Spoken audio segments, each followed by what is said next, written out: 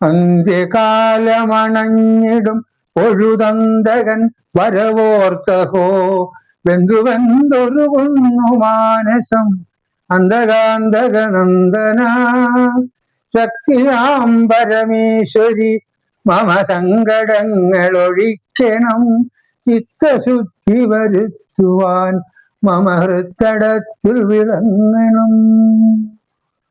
നമസ്കാരം.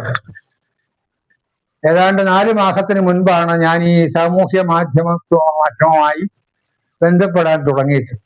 അതിനു മുൻപ് പത്രവായനയും പുസ്തകം വായനയൊക്കെ ഉള്ളായിരുന്നു. ഇപ്പോ 10-35ഓളം വീഡിയോ ചെറുതും വലുതുമായിട്ട് ചെയ്തു. ആരൊക്കെ കാണുന്നു, എത്ര കേൾക്കുന്നു, അതൊന്നും അതിനെപ്പറ്റിയൊന്നും വലിയ ധാരണ എനിക്കില്ല.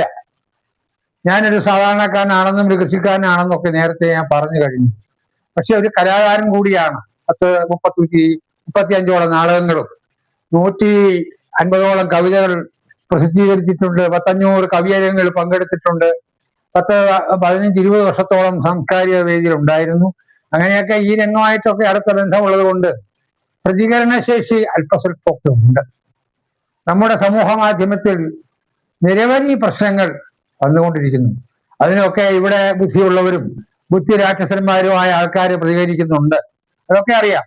എങ്കിലും ചില കാര്യങ്ങൾ കേൾക്കുമ്പോൾ ഒന്ന് പ്രതികരിക്കണമല്ലോ എന്ന് തോന്നിപ്പോകും. അത് ഇപ്പൊ കഴിഞ്ഞ ഒരാഴ്ചയായി ഞാനൊരു ക്ഷേത്രവിശ്വാസിയാണ്. ഒരു 10,000ഓളം പുരാണ പാരായണം പരിപാടിക്ക് 10-50 വർഷമായി അതിന് പൊക്കിട്ടിരുന്ന ആളാണ്. ഒരുപാട് വേദികളിൽ പല സാംസ്കാരിക പരിപാടി പങ്കെടുത്തിട്ടുണ്ട്. അപ്പോ ക്ഷേത്ര വിശ്വാസിയാണ്. എൻ്റെ നാട്ടിൽ ക്ഷേത്രമുണ്ട്. നമ്മുടെ ആയിരക്കണക്കിന് ക്ഷേത്രങ്ങൾ നമ്മുടെ നാട്ടിലുണ്ട്. അവിടെ ഇപ്പോ മാധ്യമ പ്രസ്ഥാനത്തിൽ വളരെ ഖ്യാതിയുള്ള ഒരു വ്യക്തി വളരെ മോശമായ രൂപത്തിൽ, വളരെ വില കുറഞ്ഞ രീതിയിൽ ഒരു പ്രസ്താവന നടത്തിയതായിട്ട് നമ്മൾ മനസ്സിലാക്കുന്നു. അതിനെക്കുറിച്ചാണ് ഇന്ന് പറയുന്നത്. നമ്മുടെ അമ്പലങ്ങളിൽ അമ്പലം എന്ന് പറഞ്ഞാൽ അൻപ് ആലയം എന്നാണ് അർത്ഥം. ദയയും കാരുണ്യമുള്ള സ്ഥലം എന്ന് തന്നെയാണ് എൻ്റെ അർത്ഥം. അപ്പോൾ നമ്മുടെ ക്ഷേത്രങ്ങളിലൊക്കെ സ്ത്രീ ജനങ്ങൾ വരുന്നു, അവർ 3 നേരം ആഹാരം കഴിക്കുന്നു, അവര് ടൂർ പോകുന്നു, എല്ലാ സമയങ്ങളിലും അവർ അമ്പലങ്ങളുമായിട്ട് ഇടപെടുന്നു എന്നൊക്കെയാണ് ഈ ഒരു വലിയ സമൂഹ നവോത്ഥാന നായകൻ എന്നൊക്കെ പറയാവുന്ന തരത്തിൽ ഒരാളിങ്ങനെ ആളുടെ പേരൊന്നും പറയുന്നില്ല. പക്ഷേ അതൊരു ചക്ക എന്നേ പറയാനൊക്കൂ. ജഡ സമാനമായ രീതിയിലുള്ള പ്രസ്താവനയായിപ്പോയി. നമുക്ക് ഒരുപാട് കാര്യങ്ങൾ പറയാം. അറിവുള്ളവർക്ക് അറിവ് പകരാനും അല്ലെങ്കിൽ അറിവ് പകർന്നു കൊടുക്കാനുമുള്ള കാര്യങ്ങളൊക്കെ നമുക്ക് സമൂഹ മാധ്യമത്തിലൂടെ പങ്കുവയ്ക്കാം. അങ്ങനെയുള്ള ധാരാളം പേരുണ്ട്. പക്ഷേ ഒരു മാധ്യമ പ്രസ്ഥാനത്തിൽ വളരെ കാലമായി പ്രവർത്തിക്കുന്ന ഒരു വ്യക്തി, 10-50 വയസ്സൊക്കെ കഴിഞ്ഞ് 10-60 വയസ്സോളം ഉള്ള ഒരാള് ഇത്രയും വില കുറഞ്ഞ ഒരു പ്രസ്താവന നടത്തുക എന്ന് പറഞ്ഞാൽ നമ്മുടെ നാട്ടിൽ ഇത് ചവച്ചു തുപ്പുന്ന രീതിയിലുള്ള ഒരു പ്രസ്താവനയായിരിക്കും എന്നേ പറയാൻ പറ്റും. കാരണം 10-30-40 വർഷത്തിന് മുൻപ് വരെ ശാന്തിക്കാരന് ശമ്പളം കൊടുക്കാനില്ലാതെ നിത്യവൃത്തിക്ക് പോലും വകയില്ലാത്ത ആയിരക്കണക്കിന് ക്ഷേത്രങ്ങൾ നമ്മുടെ കേരളത്തിലുണ്ട്. അതുപോലെ നമ്മുടെ ദേവാലയങ്ങളിൽ പോയിരുന്നൊരു ശിവരാത്രിക്കോ അഷ്ടമിരോഹിണിക്കോ ഒക്കെ ഉറക്കം ഒഴിയാനോ അതിനൊക്കെ യാതൊരു പ്രോഗ്രാമും അമ്പലങ്ങളിൽ നടത്തുവാനുള്ള സാമ്പത്തിക ശേഷി ഇല്ലാതിരുന്ന കാലഘട്ടമുണ്ട്. ഇന്നിപ്പോൾ അതൊക്കെ മാറി. നമ്മുടെ നാട്ടിൽ ചെറുപ്പക്കാര് വിദേശത്ത് പോയോ അല്ലെങ്കിൽ സ്വയം തൊഴിൽ ചെയ്തോ അങ്ങനെ ധാരാളം ജീവിത സൗകര്യം ഉണ്ടാക്കി. ആ കൂട്ടത്തിൽ നമ്മുടെ നാട്ടിലെ ചെറുതും വലുതുമായ ഒരുപാട് ദേവാലയങ്ങൾ ഡെവലപ്പായി വളരെ നല്ല രീതിയിൽ നടക്കുന്നു. അതിൻ്റെ ഒപ്പം ചെറിയ പരിപാടികൾ, പ്രോഗ്രാമുകൾ നടത്തി നമ്മുടെ സ്ത്രീജനങ്ങളെ, സഹോദരിമാരെ, അമ്മൂമ്മമാരെ ഒക്കെ ആകർഷിക്കുകയും അവരെ അമ്പലപ്പറമ്പിൽ ഇരുത്തി നല്ല പ്രഭാഷണങ്ങളും നല്ല പ്രോഗ്രാമുകൾ കാണാൻ പ്രേരിപ്പിക്കുകയും ചെയ്യുന്ന ഒരു സാഹചര്യം നമ്മുടെ നാട്ടിലുണ്ട്. അന്നദാനം. എൻ്റെ നാട്ടിൽ അമ്പലമുണ്ട്. കൊല്ലം ജില്ലയിലെ കൊട്ടാരക്കരയ്ക്ക് അടുത്ത ആയൂരാണ് എൻ്റെ സ്ഥലം. ഇവിടെ മലപ്പേര് ആയൂരിൽ ക്ഷേത്രമുണ്ട്. ആയൂര് ഭുവനേശ്വരി ക്ഷേത്രം, തൊട്ടടുത്ത് കൈതോട് ശ്രീകൃഷ്ണസ്വാമി ക്ഷേത്രം, പിന്നെ അങ്ങനെ ധാരാളം. അവിടെയൊക്കെ ജനങ്ങൾ കൊടുക്കുന്ന പണം, അന്നദാനം, ആ അന്നദാനത്തിന് കൊടുക്കുന്ന പണത്തിന്റെ എമൗണ്ടും ആ പേരും വിലാസവും നോട്ടീസിൽ അച്ചടിക്കുന്നു.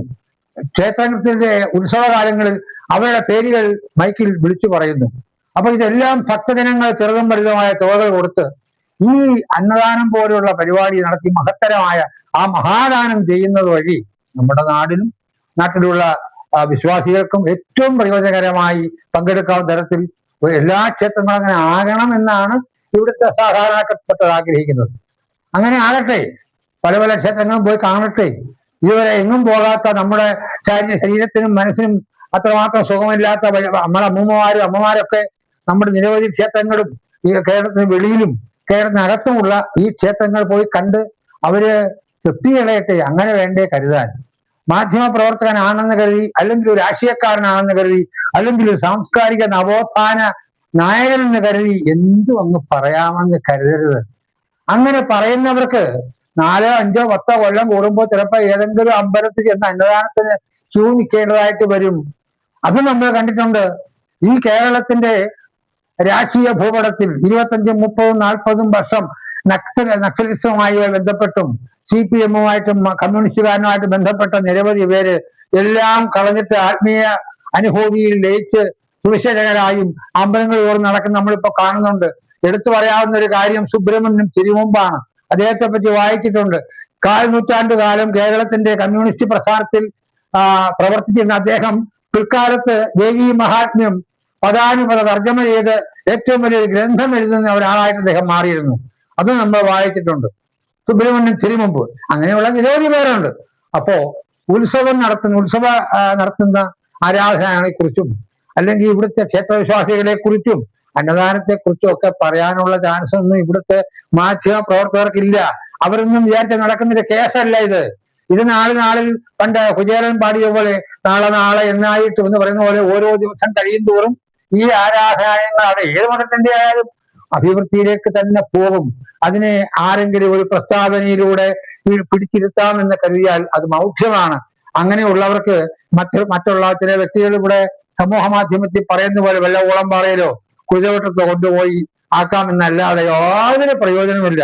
നമ്മുടെ പ്രിയപ്പെട്ട സഹോദരിമാരും അമ്മമാരും കുഞ്ഞുങ്ങളും ഒരേപോലെ തന്നെ ഒരേ മനസ്സോടെ എല്ലാ ദേവാലയങ്ങളിലും, അത് ഇന്ന മതത്തിന്റെ എന്നല്ല, എല്ലാ മതത്തിന്റെയും ദേവാലയങ്ങളിൽ അച്ചടക്കത്തോടുകൂടി പോകാനും പോയി അവിടുത്തെ കാര്യങ്ങൾ പങ്കെടുക്കാനും ഒരവസരം ഉണ്ടാകട്ടെ.